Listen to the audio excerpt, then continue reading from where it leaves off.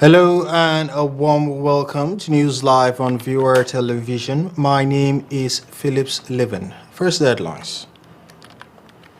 President Muhammadu Buhari false statistics on unemployment, exchange rates, debt profile under him. Defense headquarters, Nigeria warns politicians against use of military uniform at political events. And also oldest U.S. World War II veteran Lawrence Brooks dies at 112. Hello and welcome again for the news in detail. Nigeria's President Muhammadu Buhari has disagreed with the dire statistics about the country's unemployment, exchange rate, and debt profile since he took over the office in 2015. Buhari, during an interview with newsmen, spoke extensively on Nigeria's economy, insecurity, and what citizens should expect from his government in the penultimate year before he leaves office in 2023. Data from Nigeria's Bureau of Statistics from 2015 show that the country's unemployment rate has at 8.19%. However, the unemployment rate stood at 33.28% as of first quarter 2021.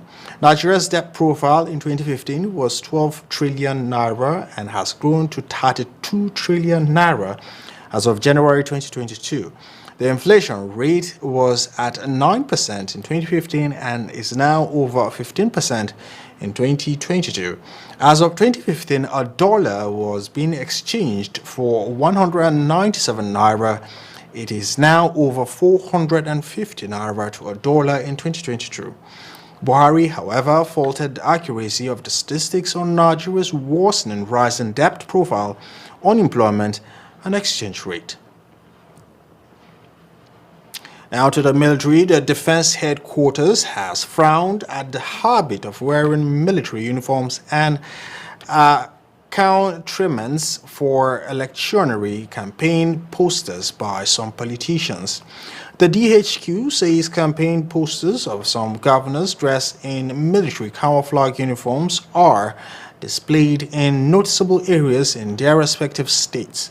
DHQ said it is manifestly illegal and an abuse of the privilege of allowing civilians wear military uniforms during military training exercises.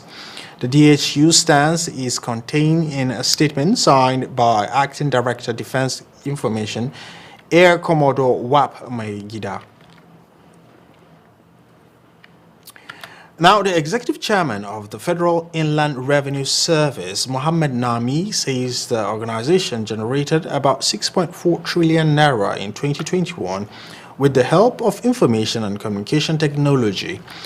He said this at the public presentation and the breakdown of the highlight of the 2022 Appropriation Act in Abuja, that the technology, he says, has helped to access taxpayers' record, exchange information for stakeholders locally and at the international level. Group Managing Director of the Nigerian National Petroleum Corporation, NPC, Miale Kari, said the country now produces 1.74 million barrels of crude oil per day. The chairman, Senate Committee on Finance, Senator Olami Lekan Adiola, said there were challenges of revenue, but the need to continue to work hard to improve the revenue generation drive should be emphasized. The technology we have deployed and is actually paying off because more than ever before now, we are now able to have access to taxpayers' records. We are now able to exchange information not only locally at probably joint task board level or other critical stakeholders within the economy, but at international level. And currently, as a result of that, we've been certified and we have now built our automatic exchange of information office. Clearly related to security issues that we are responding to, and those responses are paying off. 3 months ago, we actually came down to close to 1.5 million barrels per day And that was a very bad situation, but today I can confirm that as at this morning, our production has risen to 1.74 this morning. And this is great, bearing in mind that we have not completely caused the security situation, but the interventions that are going on that are paying off, and our expectation is that within the month we'll close the 1.8, and we're very, very hopeful and optimistic that we will exceed this limit during the year. Executive and legislature, for the first time, we will be writing history by trying to return government budget to January to December. And December of every year, we ensure that the budget is passed for the president to append the signature. And this we have done for 3 consecutive years. And this has as a laudable achievement on the part of the administration of President Muhammadu Buhari administration. The First Lady of Nigeria, Aisha Buhari, has facilitated the employment of 2 physically challenged ex-corps members, Onogbere Lulu and Nuruddin Tahir, in the Federal Civil Service. This gesture came as a result of the persistent advocacy of the Director General of the NYSC, Major General Shuaibu Ibrahim, for the support of stakeholders, especially in the area of core welfare. A statement signed by the NYC Deputy Director, Emeka Egbemena, said the 2 core members were handed their employment letters from the Nigerian Social Insurance Trust Fund. Ibrahim expressed gratitude to the First Lady for her sustained interest in the success of NYC and welfare corps members. He said that her last gesture will motivate the beneficiaries to render a more dedicated service to the country, as well as send a message to other physical challenged youths that the nation cared for, and will give them opportunities to realize their potentials. The Minister of Finance, Budget and National Planning, Zainab Ahmed, says there is no plan for the federal government to lay off government workers. Ahmed said this on the television program on Thursday. The minister denied claims that the government was planning on sacking workers in order to save funds. She said President Muhammadu Buhari has said repeatedly that no worker will be sacked. The minister, however, said the government will encourage people to leave government jobs by giving them incentives. Ahmed said the government will reduce overheads by ensuring that government agencies are merged. And on curbing crime, the Economic and Financial Crimes Commission, EFCC, secured a total of 2,220 convictions across all its commands in 2021.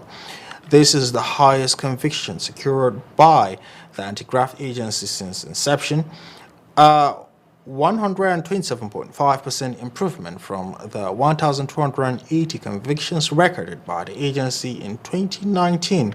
The figure, which emerged from a review of the Commission's performance in the outgoing year, shows that the Lagos command of the agency recorded the most convictions, 481, closely followed by Ibadan Command with 324 convictions, while the Port Harcourt Zonal Command has 230 convictions. The EFCC, in a statement on Thursday, said the 2,220 record represents a 98.49% success rate in prosecution, as the Commission lost only 34 cases during this period. Well, you're listening to News Live. When we return, the Defense Headquarters has said troops in various operations across the country have killed no fewer than 1,910 bandits, terrorists, kidnappers, among others, between May 28, 2021 and January 6, 2022. We have details and more after this short break.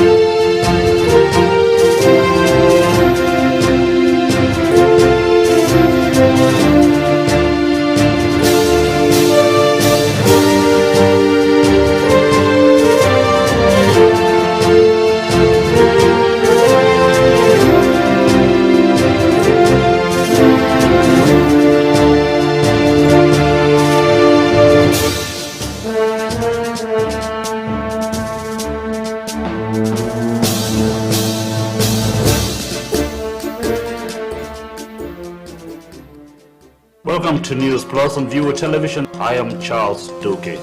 Hello and welcome to News Plus on Viewer Television. I am Joy Malik. Hello and welcome to News Plus. I am John Matake. Hello and welcome to News Plus. I am Eke Omarton.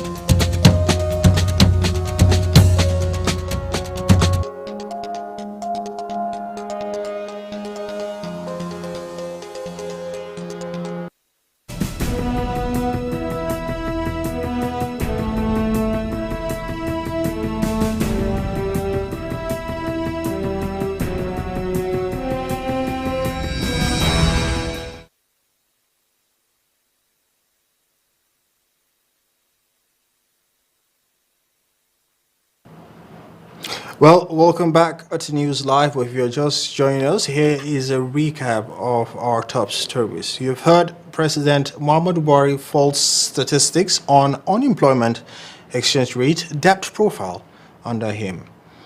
And also, Defense Headquarters, Nigeria warns politicians against use of military uniforms at political events. Plus, oldest U.S. World War veteran Lawrence Brooks dies at 112 years.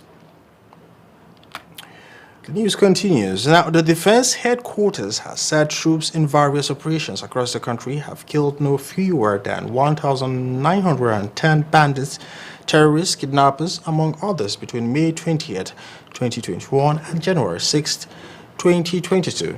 Speaking during a briefing in Abuja on Thursday, the Acting Director, Defense Media Operations, Major General Bernard Onyeko, also said a total of 912 criminal elements were arrested and large cache of arms and ammunition, among others, were recovered by the troops during the period. Onyeko added that troops made a cumulative total recovery of 13,201,300 liters of illegally refined automotive gas, oil, and 3,969,000 liters of dual-purpose kerosene. He also said about 38,582 barrels and 6,491,000 liters of stolen crude oil, as 11,659,500 liters of illegally refined petroleum motor spirit were recovered and handed over to appropriate authorities. Still on security matters, gunmen suspected bandits attacked Makurdi community in Malumfashi local government area of Katsina State, killing 2 people while a woman and her 2 children were abducted. A community source said the bandits, numbering over 10, stormed the residence of Magaji Malaha Makurdi, shooting sporadically into the air before he was eventually killed by one of the bullets which hit him in between his eyes and nose. The source also disclosed that while departing from the deceased residence, the bandits shot and killed a health worker identified as Zaradini, whom they met on their way. Still in security, gunmen have abducted 3 Chinese workers at a hydropower dam project in Zungeru in the Wushishi local government area of Niger State, killing 2 local workers in the process.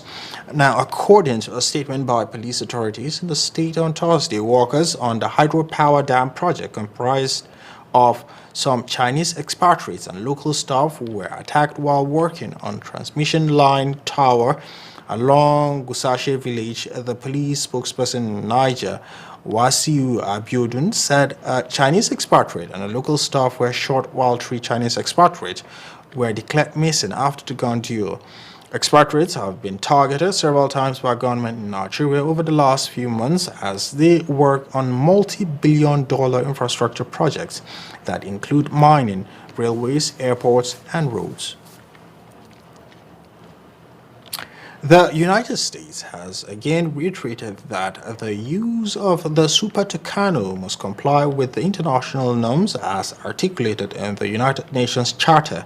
It cautioned the federal government against deploying the aircraft in operations that encroach on traditional law enforcement role.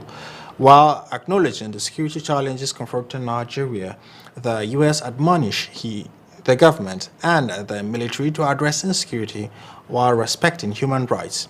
The press attaché, U.S. Embassy Jean Clark, stated this on Thursday in reaction to a statement by the Attorney General of the Federation and Minister of Justice, Abubakar Malami, that the federal government has secured approval to deploy the jet fighters which were acquired from the U.S. against bandits who had just been designated as terrorists. The military had been reluctant to deploy the aircraft outside the Northeast because of the conditions attached to the sale of the aircraft which bordered on human rights. Kogi State Governor Yahaya Bello has expressed shock over the sudden demise of former Chief of Naval Staff Vice Admiral Ishaya Iko Ibrahim, who died in Abuja after a brief illness. Governor Bello, in a press statement signed by his Chief Press Secretary, Muhammad Onogu, noted that the late Vice Admiral Ishaya played unforgettable roles in ensuring the security of Kogi waterways. He noted that during his time as the Chief of Naval Staff, he facilitated the establishment of NNS Lugard in Lokoja. Governor Bello revealed that former CNS, who was recently in Ajakuta, where the Kogi State Governor flagged off the charting and survey of River Niger and Benue in November 2021, was also the board chairman of the National Inland Waterways Agency, where he also contributed his quota. The governor condoled with the Chief of the Naval Staff, Vice Admiral Awal Gambo, and officers, ratings, and civil staff of the Nigerian Navy over the death of the former Chief of Naval Staff, noting that death was a great loss to the service and the nation. Nigerian security forces have rescued nearly 100 kidnapped victims held in forest hideouts in the country's northwest after they were kidnapped at least 2 months ago by criminal gangs. Nigeria's police and army have been cracking down in recent months on heavily armed groups known locally as bandits who target villages and communities, mostly in central and northwestern states, for looting, raids, and mass abduction for ransom. In one operation on Monday, police rescued 68 victims held in camps in Shinkafi area of Zamfara State with the help of former bandits turned informant. The Zamfara police said in a statement, in a separate operation, police freed another 29 victims from the Kunchin Kalgo forest in Safi area of Zamfara, where they were held for 60 days. An ba mu aji guda sai gobe cin nan guda kuma ba koshi ya kai akwai kuma kwana uku an kai in sa ta waye kuma ba a ba mu komai wannan safiya an kwana huɗu ana yin haka da aka ɗan yan muna abun kari ba a saki gobe ba a ba mu shi kenan kuma sai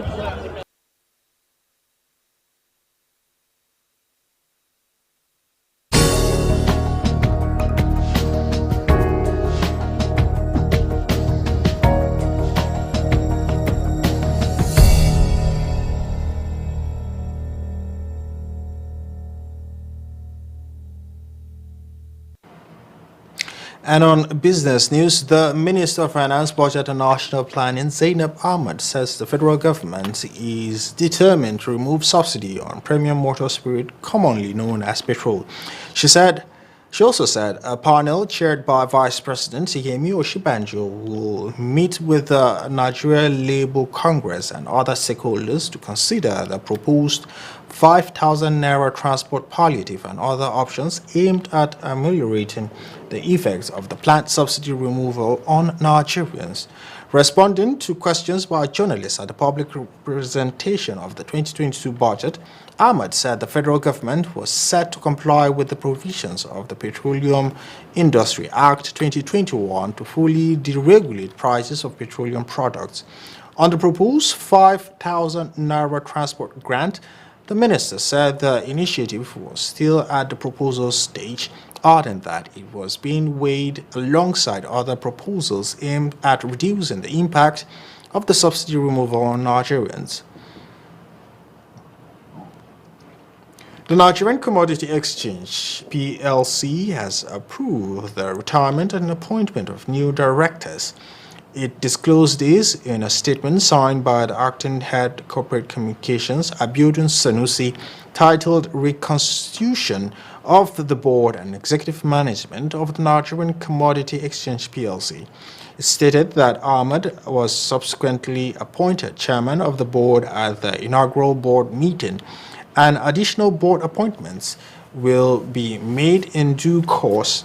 The statement said that the newly recruited board, along with the transitional management team headed by the acting interim coordinator, Elewo Ihua, will temporarily oversee the operations of the exchange, supervising an independent and transparent process to appoint a new executive management team. Crude oil futures edged lower in mid-morning trade in Asia amid investors' profit-taking after Brent crude overnight settled at its highest level since late November on an affirm of firm oil market fundamentals by the OPEC Plus producer group. At 10:05 a.m. Singapore time, the ICME March Brent futures contract was down 27 cents per barrel, which is 0.34%, from the previous close at $79.73 per barrel, while the NYMEX February light sweet crude contract was down 24 cents per barrel at $76.75 per barrel, according to S&P Global Plates. OPEC and its Russia-led partners approved another hike in production quotas, betting the market can absorb more oil in the coming months despite surging COVID-19 infections worldwide. In affirming a 400,000 barrel per day output increase for the February on January 4th, and OPEC Plus alliance signaled continued confidence that the Omicron variant will have a smaller impact on global oil demand than previously assumed. The federal government has introduced an excise duty of 10 naira per litre on all non-alcoholic carbonate and sweetened beverages. Excise duty is a form of tax imposed on the production, licensing, and sale of goods. The Minister of Finance, Budget and National Planning, Zainab Ahmed, said this during a public presentation of the 2022 budget in Abuja. According to her, the new policy introduced is in the Finance Act signed into law by President Muhammadu Buhari on December 31, 2021. Also, Ahmed said the government had introduced a law regulating foreign companies providing digital services in the country to collect and remit value-added tax to the Federal Inland Revenue Service.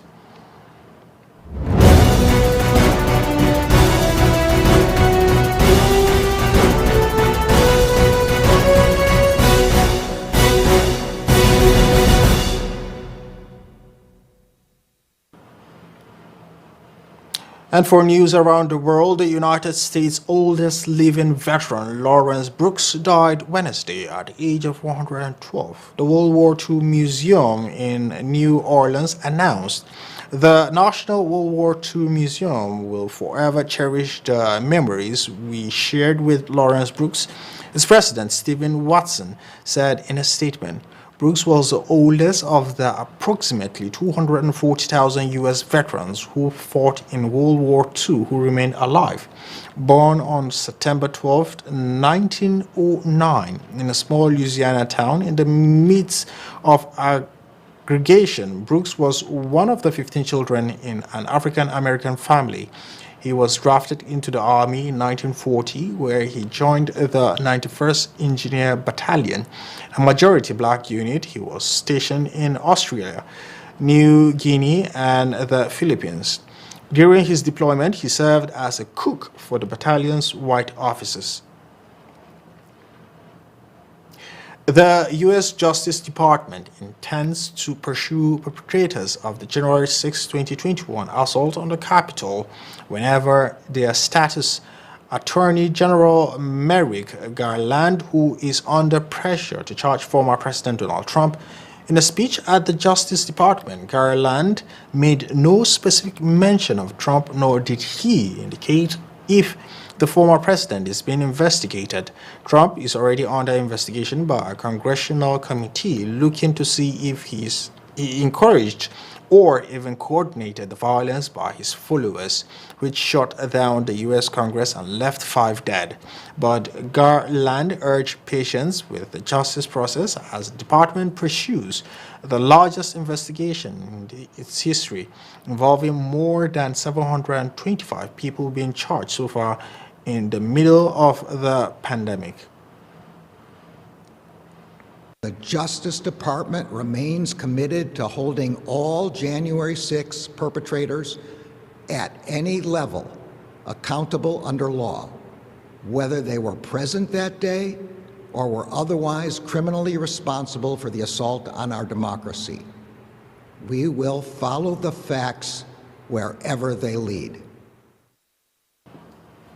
Now, talking about the pandemic, Australian Prime Minister Scott Morrison on Thursday said no one is above rules after the country's border force cancelled the visa of Novak Djokovic and denied him entry into the country to play an Australian Open tennis tournament.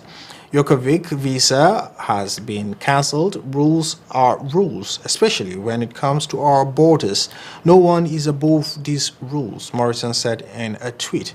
Djokovic, the world #1 tennis player, was initially granted a medical exemption from the country's COVID-19 vaccination requirements to play in the Australian Open, but he was left stranded at Melbourne Airport overnight over visa issues.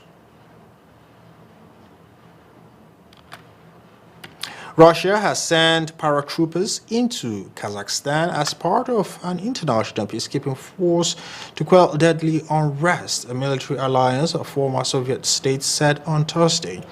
Earlier, Kazakh police said forces had eliminated tens of rioters in the largest city of Almaty as the unrest sparked by rising fuel prices boiled over into the biggest protest since independence in 1991. Kazakh President Kassym-Jomart Tokayev had appealed for the intervention of the Collective Security Treaty Organization, a military alliance of Russia, Armenia, Belarus, Kazakhstan, Kyrgyzstan, and Kazakhstan, blaming foreign training terrorist gangs for the violent protests. Several armored personnel carriers and scores of troops entered the main square of Almaty on Thursday morning, where hundreds of people were protesting against the government for the third day. Reuters correspondents reported from the scene, gunshots were heard as troops approached the crowd, but the situation in the square had calmed down since then.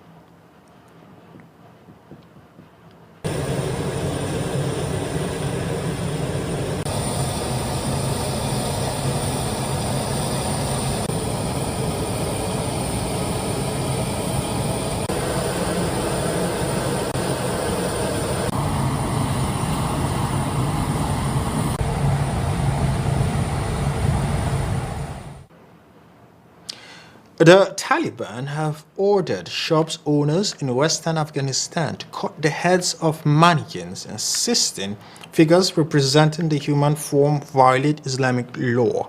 A video clip showing men sewing the heads of shop dummies in Herat has gone viral on social media, drawing scorn both inside and outside the country.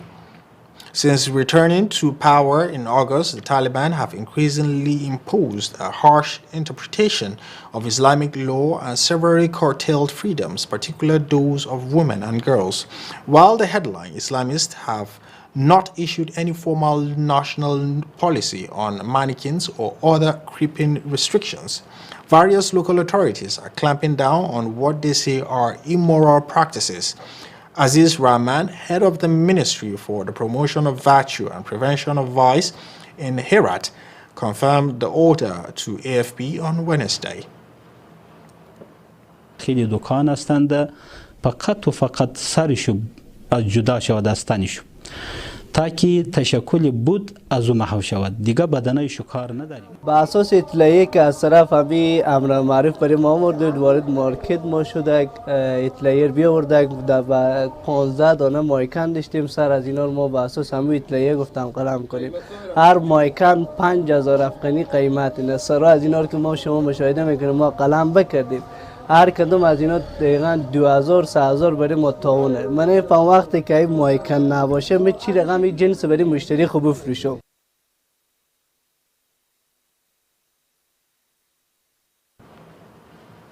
Now, the White House and the United Nations on Wednesday urged Kazakh authorities to show restraint in dealing with the violent civil unrest, as the government here declared a state of emergency after protest. White House Press Secretary Jan Psaki said the United States supports calls for calm and said protesters should be able to express themselves peacefully, urging the authorities to exercise restraint. Smoke rises from the City Hall building during a protest in Almaty, Kazakhstan's January 5, 2022. The United Nations also called for all parties to exercise restraint, refrain from violence, and promote dialogue. UN spokesman Stephen Dujarric said the international body was following events in the Central Asian country with concern.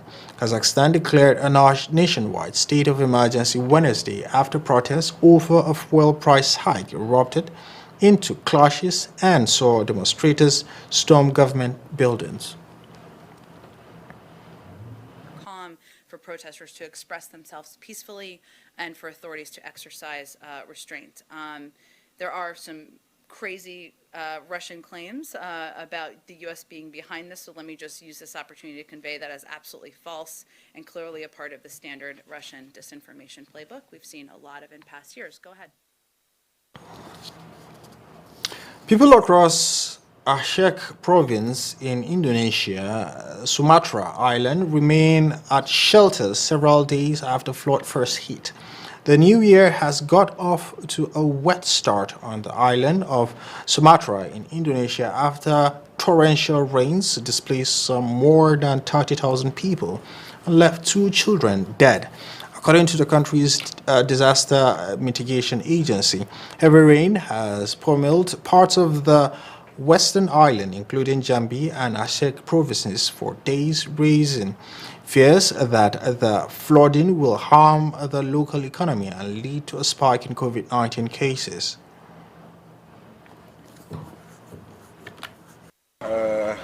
Namun 1-2 itu mungkin ada yang sudah mulai kembali ke rumahnya, jika rumahnya mungkin airnya juga terlalu tinggi lagi.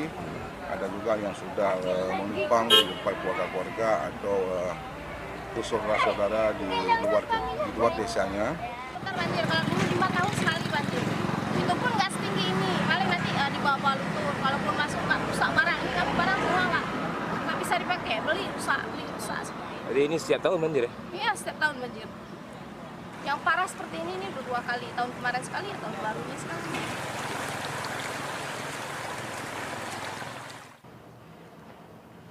And that's all on News Live, but before we go, a quick look at the recap of our top stories. We've had President Muhammadu Buhari false statistics on unemployment, exchange rates, debt profile under him. And also, Defense Headquarters warns politicians against use of military uniforms at political events. Plus, oldest U.S. World War veteran Lawrence Brooks dies at 112. Thank you for your time and company. My name is Philip Sliven. Please enjoy the rest of our programs.